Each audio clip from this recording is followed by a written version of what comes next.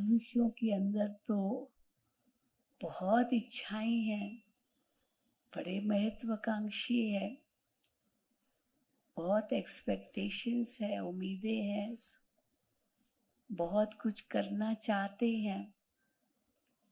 लेकिन हम सब वो कहाँ तक कर पाते हैं? कई स्वप्न देखते हैं और हम समझते हैं कि हम सब स्वप्नों को साकार करेंगे, लेकिन कई बार वो फेलियर बन जाता है और सोचते कुछ और हैं और होता कुछ और है। प्लान्स तो बहुत बनाते हैं, कितनी योजनाएं बनाते हैं, हवाई किले भी बांधते हैं, ये करेंगे, वो करेंगे, वो करेंगे, ऐसे करेंगे, वैसे करेंगे, और जब करने का मौका आता है तो हम कुछ भी कर नहीं पाते हैं। और उसके भी कई कारण होते हैं।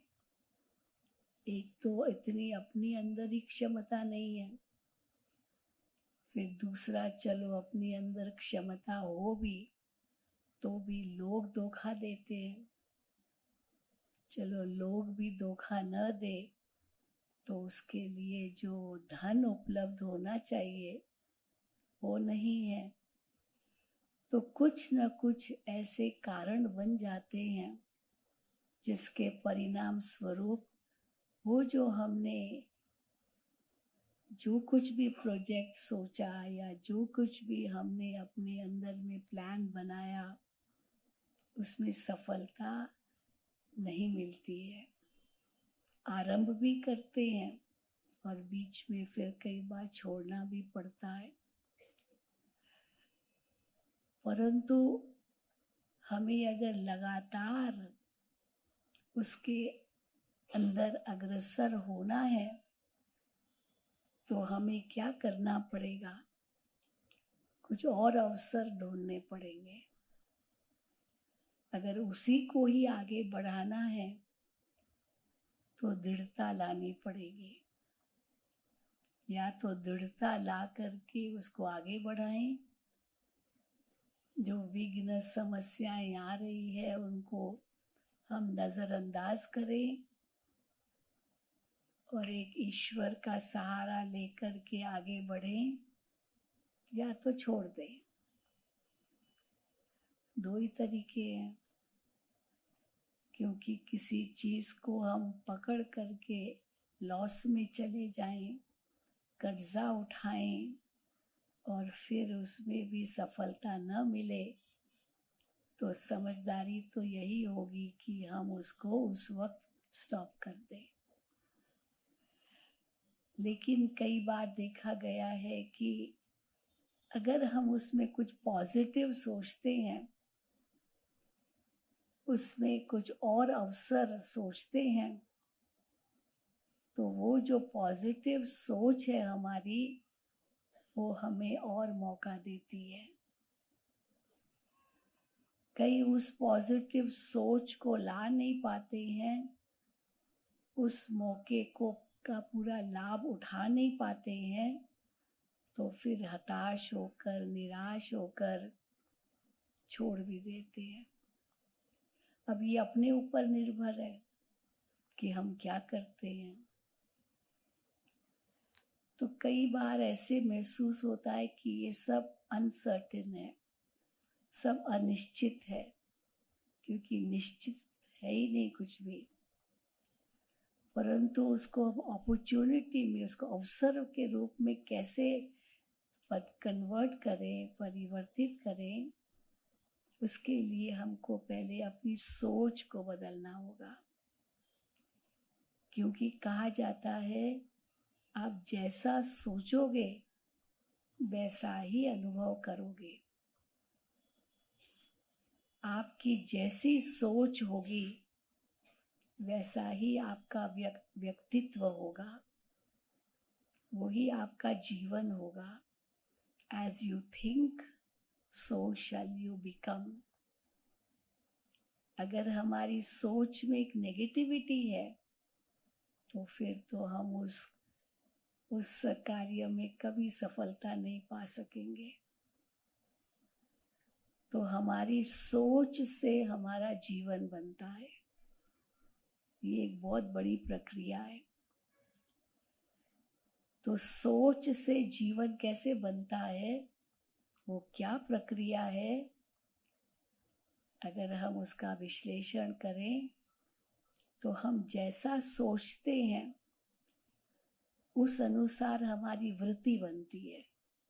वृत्ति, हम एक तालाब के पास खड़े हैं और उस तालाब में हम एक कंकड़, एक पत्थर फेंकते हैं, तो वो पत्थर से क्या होगा, वृत्त बनते हैं, माना सर्कल्स बनती है ना, सर्कल्स बनते हैं, उसको वृत्त कहते हैं।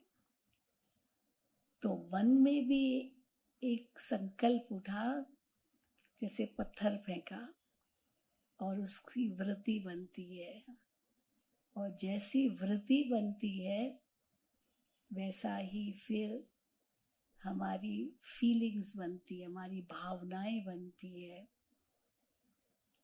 और जैसे हमारी भावनाएं बनती है उस अनुसार हमारी दृष्टि बन जाती है, और जैसे हमारी दृष्टि बनती है उस अनुसार हम वातावरण क्रिएट करते हैं। फिर उसी अनुसार हमारे बोल निकलते हैं। सब शुरुआत हुई हमारी सोच से, फिर वृत्ति बनी, भावनाएं बनी, दृष्टि बनी, फिर उसके बाद वो बोल निकलते हैं। फिर जैसे हमारे बोल निकलते हैं फिर उसी अनुसार हमारे कर्म बनते हैं।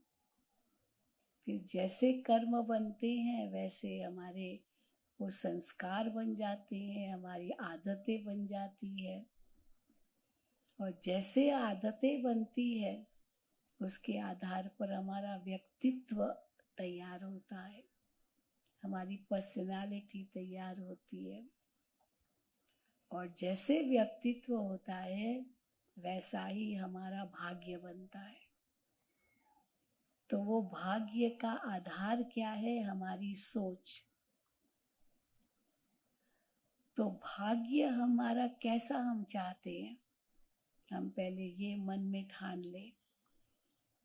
हम जीवन में सफलता चाहते हैं, परंतु सफलता का अर्थ केवल इतना ही नहीं है कि हमारा धन की बढ़ोतरी हो, क्योंकि सच्ची सफलता वास्तव में अंतर का संतोष है।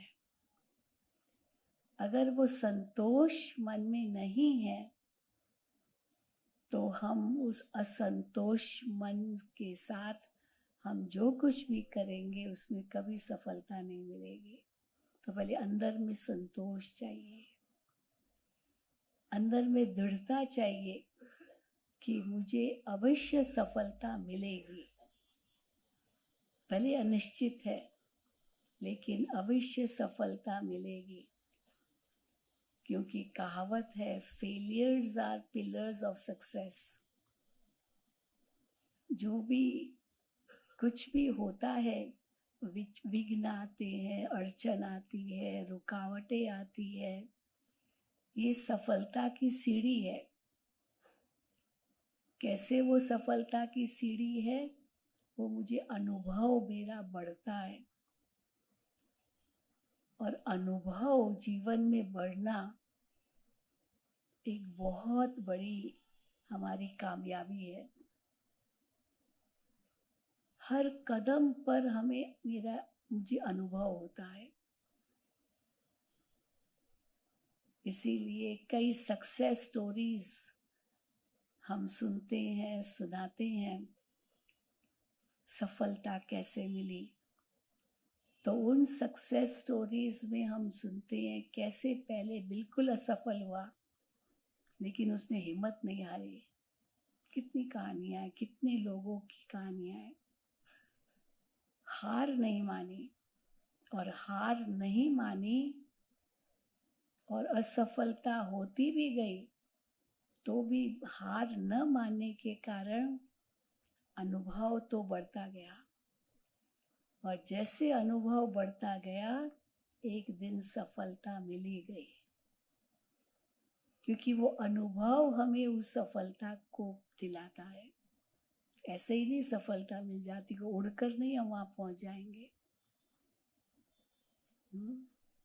वो राजा की एक कहानी बताते ना कि वो हार गया युद्ध में और बैठ गया एक जगह पर कि हार मान ली। तो उसने क्या देखा कि एक स्पाइडर है, एक स्पाइडर, तो वो ऊपर चढ़ रहा है फिर गिर रहा है, चढ़ रहा है गिर रहा है, चढ़ रहा है गिर रहा है, और वो गिनती करता रहा कितनी बार चढ़ा कितनी बार गिरा, चढ़ा गिरा चढ़ा गिरा। तो उसी में उसका वो गिनती होती रहती है, और आखिर एक दिन पहुंच गया मंजिल तक जहाँ उसको जाना था। तो उसने कहा अगर ये छोटा सा जीव हिम्मत नहीं हारता तो मैं हिम्मत हार के बैठ गया हूँ। तो उस जीव से भी उसने प्रेरणा ली कि मुझे भी हिम्मत नहीं हारनी है, और फिर उसने कोशिश की और एक दिन सफल हो ही गया। तो अनसर्टेन है सब कुछ अनिश्चित है, लेकिन उसमें एक होप जागृत करना, एक आशावादी बनना, और हर परिस्थिति में आशा की किरण बनाना, ये हमारे ऊपर है। पर कई बार हम क्यों हार जाते हैं, हम दूसरों को दोष देते हैं। आजकल दुनिया में ब्लेम गेम बहुत खेलते हैं लोग। हाँ, ब्लेम गेम, दूसरों को दोषी बनाते हैं। इसके कारण हुआ, इसके कारण हुआ, इसके कारण हुआ, ये न करता तो ये न होता, ये न होता तो ये न होता। और वो समझते हैं कि मैं तो दोषी नहीं हूँ, लेकिन सब दूसरे दोषी हैं। लेकिन हम भूल जाते हैं कि जब हम किसको दोष देते हैं ना, तुम्हारे कारण, तो उस समय 3 उंगलियां किसके तरफ है? किसके तरफ है? हमारी तरफ है। वो तो एक कारण होगा, हो सकता है वो भी एक कारण हो, लेकिन 3 कारण मेरे हैं। तो मुझे अपनी सोच बदलनी पड़ेगी, और उस सोच को हम कैसे बदलेंगे? उसमें आध्यात्मिकता मदद करती है। आध्यात्मिकता कैसे मदद करती है? मान लो परिवार में ही हम देखते हैं, हमने ये समझ लिया कि ये मैंने गलत निर्णय लिया परिवार में। किसी व्यक्ति का जो संस्कार है वो हमारे साथ मैच नहीं होता है, उनके विचार अलग है, मेरे विचार अलग है। अब सबके विचार अलग अलग होते हैं। हम तो आध्यात्मिक रूप में यही कहते हैं, हर एक आत्मा है, और हर आत्मा न्यारी है। हर आत्मा की सोच अपनी है, उसका भी सब कुछ अलग है। जैसे एक नाटक में एक्टर्स होते हैं, तो उस नाटकशाला में हर एक एक्टर का अपना अपना रोल होता है, और हर एक अपने अपने रोल अनुसार वो अपना पार्ट बजाता है। तो कहेंगे एक न मिले दूसरे से, एक का रोल न मिले दूसरे के रोल से, है ना। कई बार होता है वो आइडेंटिकल होते हैं, एक ही व्यक्ति 2 रोल बजाता है वो एक ही व्यक्ति पर 2 रोल बजाता है। या चलो 2 व्यक्ति एक रोल बजाने की कोशिश करते हैं, तो वो कभी नहीं एक रोल बजा सकेंगे। और एक व्यक्ति अगर 2 रोल बजाएगा तो भी कहीं दूसरे का प्रभाव पहले वाले रोल में आ जाएगा कहीं ना कहीं। तो हर एक व्यक्ति इंडिविजुअल है, इसीलिए हमें हर एक की सोच को भी रिस्पेक्ट देना है। ऐसे भी नहीं कहना है कि मैं ही सही हूँ, मैं ही सही हूँ और सब गलत है। क्योंकि ये भी अगर मैंने अपनी मेंटालिटी बना दी कि मैं ही सही हूँ, बाकी सब गलत है, तो कभी भी हमें सहयोग नहीं मिलेगा। तो सबके विचारों को भी लेना होगा, क्योंकि सबको रिस्पेक्ट करना होगा। तो रिस्पेक्ट बहुत ऊंची चीज है। हम अगर रिस्पेक्ट देंगे तो दूसरे रिस्पेक्ट देंगे, हम ही नहीं देंगे तो वो क्यों देंगे। और जब रिस्पेक्ट हम नहीं देते हैं, अपने ही मत चलाते हैं, तो वो भी अपनी मत चलाएंगे। इसलिए सबसे पहले रिस्पेक्ट देना है। पर मान लो हम कितना भी रिस्पेक्ट देते हैं तो भी कोई परिवर्तन उसमें नहीं आता है, तो फिर हमें क्या करना होगा? टॉलरेट करना पड़ेगा, हमको उसमें सहन करना पड़ेगा। चलो इनकी बात भी हम मान लेते हैं। तो सहन करना भी एक बहुत बड़ी शक्ति है। ये भी एक बहुत बड़ा टॉपिक है, सहन शक्ति। पर चलो कोई कहे सहन भी नहीं कर सकते हैं, आई कांट टॉलरेट, नहीं सहन कर सकता हूँ, तो फिर एक ऑप्शन है एक्सेप्टेड, वही है, वो ऐसा ही रहना है। आजकल अब परिवारों में देखते हैं डाइवोर्स केसेस क्यों इतने बढ़ते जा रहे हैं। अगर एक दो को रिस्पेक्ट करें तो क्यों ये डाइवोर्स केसेस होंगे।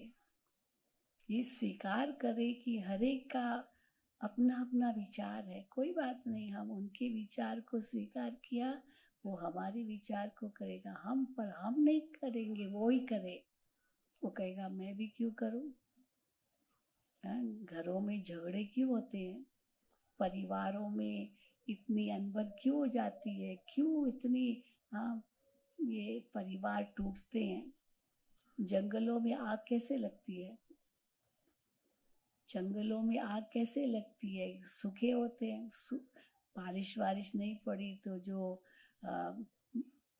कई झाड़ हैं ना, जो बैम्बूज होते हैं, तो वो सूखे होते हैं, और जैसे हवा का झोंका आया, आपस में टकराया, फ्रिक्शन पैदा होती है और आग निकलती है।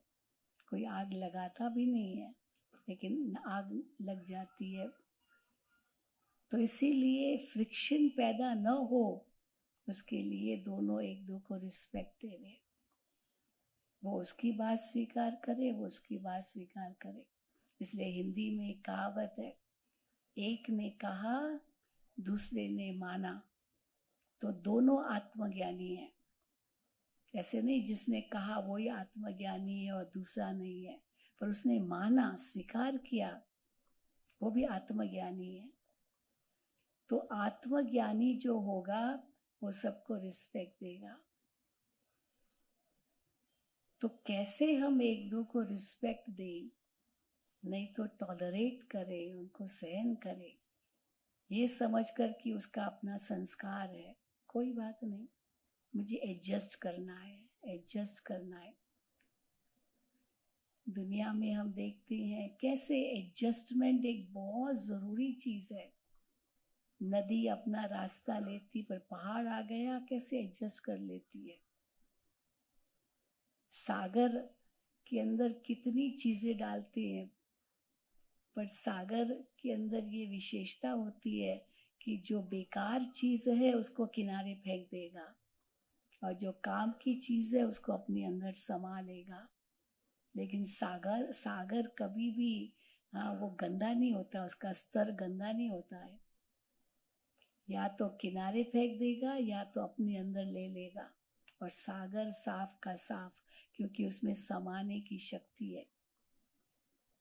तो चलो किसमें कोई कमजोरी है, कमी है, हम उसको स्वीकार भी करें, फिर उसकी कमी कमजोरी को अपने अंदर समा ले, वर्णन न करें, क्योंकि वर्णन करते हैं तो वातावरण बिगड़ता है।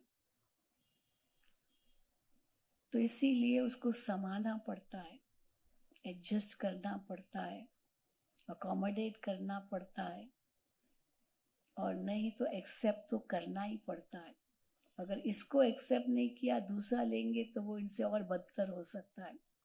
हम कई बार सुनते हैं ना, अब शादी तो हुई और शादी में पत्नी तो आई घर में, लेकिन संस्कार मैच नहीं होते।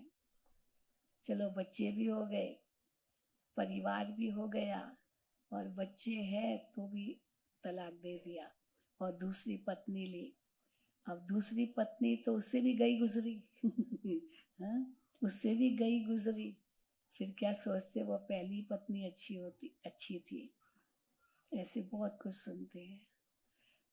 तो परमात्मा हमें कहते हैं कि हर एक का पार्ट निश्चित है, बस उसको एक्सेप्ट करो। और एक्सेप्ट जैसे किया, हम समझते हमारी बुद्धि बदल जाती है। हम उस शांति के मन से सुनते हैं, समझते हैं और फिर व्यवहार करते हैं। जिसकी जैसी विशेषता उस अनुसार उसको कार्य देते हैं। आप हमारे इस ईश्वरीय विश्वविद्यालय में देखेंगे कैसे हम लोग एक दो को एडजस्ट करते हैं। कई कहते इतनी बहनें यहाँ रहती है, कैसे ये संस्था आपकी इतनी आगे बढ़ती जा रही है। दादी प्रकाश मणि जो हमारी चीफ थी, उनसे अखबार वालों ने ये प्रश्न किया कि दादी जी इतनी बड़ी संस्था आप चला रहे हैं, कितने आपके सेंटर्स हैं, कितने देशों में आपके सेंटर्स हैं, ये कैसे आपकी संस्था बढ़ती जा रही है, वर्ल्ड फेमस हो गई है, इंटरनेशनल हो गई है, और बहनें चला रही है। बहनों के माध्यम से ये सब होगा। द लार्जेस्ट विमेन रन और spiritual organisation in the world, अगर हम कहें तो ये संस्था है largest spiritual organisation run by women in the world. यही कहते ना, ब्रह्मा कुमारी क्यों भाई नहीं है क्या? भाई क्यों नहीं है? लेकिन जो प्रशासन है वो बहनों को दिया गया है। पहले ज़माने में यही देखते थे, पुरुष प्रधान समाज, स्त्री का तो कोई स्थान ही नहीं था समाज में। लेकिन कैसे सोशल वर्कर्स आए जिन्होंने नारी को आगे रखा, और आज हम देखते हैं भारत की राष्ट्रपति नारी है। तो ये सब किस आधार पर है? और इतना सुंदर चलाते हैं। आजकल तो हम देखते हैं ग्राम पंचायत में या जहाँ कहाँ भाई नारी को आगे रखना है, क्योंकि एक कहावत है, यत्र नार्यस्तु पूजन्ते रमन्ते तत्र देवता। जहाँ नारी का सम्मान है वहाँ देवताओं का वास है। ये बहुत बड़ी बात है ये। इसलिए नारी एक शक्ति के रूप में गाई गई है। इसलिए भारत में शक्तियों का बहुत मान है, और हमारे प्रधानमंत्री तो शक्ति का पुजारी है ना। वो खुद ही कहते हैं मैं शक्ति का पुजारी हूँ। तो इसलिए भगवान ने भी बहनों को चुना है। तो कई पूछते हैं, दादी से पूछा कैसे करते हैं, तो दादी ने एक बात कही, बहुत बड़ी बात कही कि आई ट्रस्ट एवरीवन, आई ट्रस्ट एवरीवन। क्योंकि कहाँ कहाँ सेंटर है, क्या क्या है, कहाँ तक आप सब पर नजर रख सकते हैं। I trust everyone. तो किसी ने कहावत कही है, it is better to trust and fail than to not trust and succeed. Will you accept it? It is better to trust and fail. भले आप सफल नहीं हुए, लेकिन than not trust and succeed. तो ट्रस्ट किया ही नहीं किसी पर, तो भले अकेले रह गए। अकेला सफलता क्या पाएगा? अकेले तो अकेले रह जाएंगे। You need a gathering. तो वो गैदरिंग कैसे होगी? तो इस ईश्वरीय विश्वविद्यालय में हम देखते हैं कि ये सफलता का जो मूल कारण है वो है ट्रस्ट। ट्रस्ट एक पहली बात।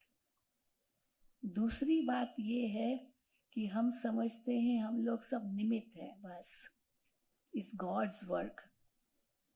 तो हम निमित्त है, ये ईश्वर का कार्य है, और ये ईश्वर का कार्य है तो उसको हमें ईश्वर को ही अर्पित करना है। मैं इसमें नहीं आता है। So each work we do, each जो भी सेवा है, each task is a dignity. कोई झाड़ू पोछा करता है, कोई कपड़े धोता है, कोई खाना बनाता है, कोई भाषण करता है। तो चाहे वो भाषण करता हो या बासन मांजता हो बर्तन मांजता हो, लेकिन वो भी भगवान का बच्चा है। वो भी भगवान का बच्चा होने के कारण वो भी रिस्पेक्टेबल है। उसको भी सम्मान चाहिए, सबको सब सम्मान चाहिए, है ना। किसी ने बहुत सुंदर कहा कि हमारे ज़माने में हम बड़ों को बहुत रिस्पेक्ट देते थे, तो बड़ों को रिस्पेक्ट दो और छोटों को प्यार दो। छोटों को प्यार चाहिए, बड़ों को रिस्पेक्ट चाहिए। पर आजकल ऐसे नहीं है। क्यों? छोटों को भी रिस्पेक्ट चाहिए हाँ, छोटों को भी रिस्पेक्ट चाहिए। हमने तो ये विदेश में देखा। हम यहाँ भारत में बच्चे को कि बेटा ये करो, बेटा ये करो, बेटा ये करो। विदेश में ऐसे नहीं कह सकते हैं बेटा ये करो। पहले पूछना पड़ता, बेटा करेंगे? बेटा ये करेंगे? अब वो सोचेगा मैं करूँगा या नहीं करूँगा। अब वो कहेगा नहीं करूँगा, नहीं करूँगा, ठीक है भले हाँ, जैसे तुम्हारी मर्जी, हम ज़बरदस्ती नहीं करा सकते हैं। तो हमारे ज़माने में तो जो माँ बाप ने कहा जी मम्मी, जी डैडी, जी, अभी जी बच्चों के आगे भी करना पड़ता है ऐसा है। पर माना सबको रिस्पेक्ट चाहिए। तो जबकि सबको रिस्पेक्ट चाहिए तो क्यों ना दो। So every task is a dignity. दादी जी हमेशा कहते थे तुम झाड़ू पोछा कर रही हो घर में, और अचानक कोई आ जाए और आपसे कोई ज्ञान का प्रश्न पूछे, आप उस समय को अभी क्या पूछ रहे, अभी तो मैं झाड़ू पोछा कर रही हूँ। लेकिन वो कभी भी पूछे, वो आपकी स्थिति को देखे। आपकी स्थिति ऐसी ऊंची हो जो उस वक्त भी आप वो स्थिति अनुसार वो ज्ञान सुना सको, क्योंकि ज्ञान अंदर में भरा हुआ है। So what is more important, success is not in becoming rich. Success उसमें नहीं है, but success is in your value, in your value of trust. तो वो जो ट्रस्ट का वैल्यू है, उस वैल्यू का महत्व है। बाकी धन मिल गया तो क्या हुआ, ऐसे भी कहते हैं ना, अगर धन गया भी तो कोई बड़ी बात नहीं है। Wealth lost, nothing lost. Health lost, something lost. But character lost, everything lost. क्योंकि धन को अगर हम चाहते हैं पर शरीर का स्वास्थ्य पर ध्यान नहीं देते तो शरीर बिगड़ता जाएगा। फिर वही धन हम शरीर पर खर्च करते हैं, दवाइयों पर खर्च करते हैं। तो इसीलिए wealth loss, nothing lost, health loss, something lost. क्योंकि वो हेल्थ जल्दी वापस नहीं आता है। स्वास्थ्य आता है तो घोड़े पर चढ़ के आता है, माना बीमारी आती है घोड़े पर चढ़ के आती है, और जब बीमारी जाती है तो चींटी की चाल से जाती है, धीरे धीरे। यहाँ बुखार आ गया, अचानक बुखार आ गया। अब हम कहीं बुखार एकदम से उतर जाए, नहीं, चाहे आप को 3 दिन तो जरूर उसको चाहिए बुखार को उतरने में, इसीलिए धीरे धीरे होगा। So you need patience, you need love, you need humility. ये सारे वैल्यूज अगर जीवन में होंगे तब ही हमें सच्ची सफलता मिलेगी। नहीं तो मनुष्य अकेला रह जाएगा।